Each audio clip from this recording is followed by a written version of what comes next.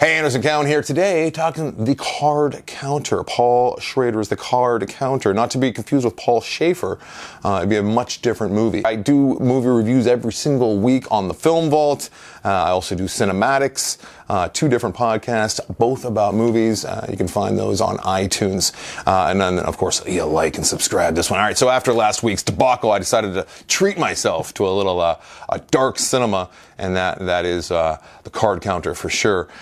Starring Oscar Isaac, Ty Sheridan, who is getting older, because that's what happens when life goes by and you get older and bigger, and then also Tiffany Haddish in a dramatic role, which I was very curious about, I should say. So what you need to know about Paul Schrader, he's written such movies as Blue Collar, Raging Bull, Last Temptation of Christ. We all know how that one ends, right?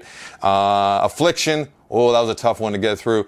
Bringing Out the Dead, and recently First Reformed, which I really liked, and that one ends darkly as well. So what you know you're going to get with a Paul Schrader film is a troubled character, troubled lead character, a strong lead character who has some kind of demons, as I say in the past. Oscar Isaac is this troubled character. He's from the military. He's done some time, and he saw some things over in Abu Ghraib, and they did not leave him in a good mental space. Willem Dafoe was his acting officer at this military torture center, and Oscar Isaac's character now, he's a small-time gambler, and he makes his living by just traveling from one casino town to the next.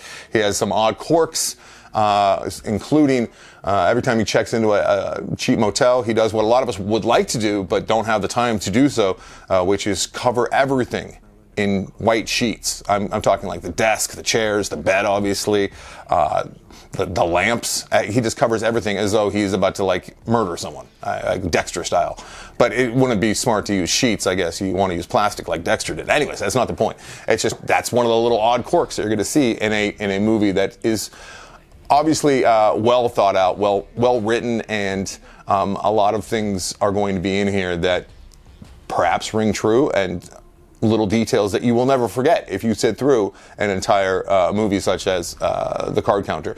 All right, let's do the good, the bad, and the ugly, because that's kind of the best way to probably go about this one. All right, the good is Oscar Isaac nails it. He always does. He's just one of the best working actors we have today. First time I ever noticed him was in Drive.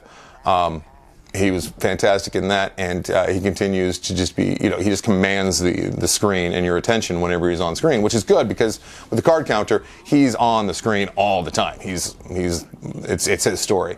The bad, I guess the lack of style. Paul Schrader's not really all that interested in style. He does a lot of dissolves, which I don't like. It feels like old man filmmaking at times, and I feel weird saying that because who the hell am I to say that about Paul Schrader, who's like an established director and writer, and he's been around and doing his thing. Did I say Taxi Driver?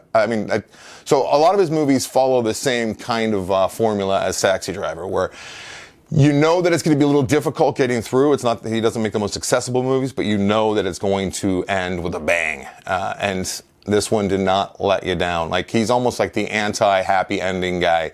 Like, he's trying to undo all the happy endings that so many of us have been subjected to over years of watching movies. He does not like his happy endings. That's quite apparent.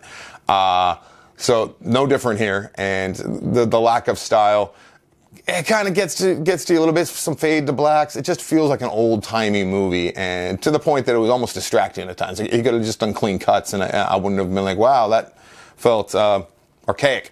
However, that is not the ugly. I guess the ugly, and I hate to say it, I was curious to see how Tiffany Haddish would handle herself in a role like this. And I like Tiffany Haddish. I like her in other roles. However, I think that she is a fun actor. I think she likes to have fun, and she just felt like she was in a different movie at times. She got a little bit better as the movie went on, but at times she just felt off kilter, and like I would have liked, it seems like she should have gotten another take or two, and I could imagine that on set. It was just like, all right, let's move on, get to the next one. And Oscar Isaac is just, he's up here and she's down here. Same with Ty Sheridan, who I like a lot. First time we saw Ty Sheridan was in Mud. He's much more he's larger now. He's bigger. He's becoming a young adult, and he also, I mean, just some real clunky jokes, clunky lines. Ugh.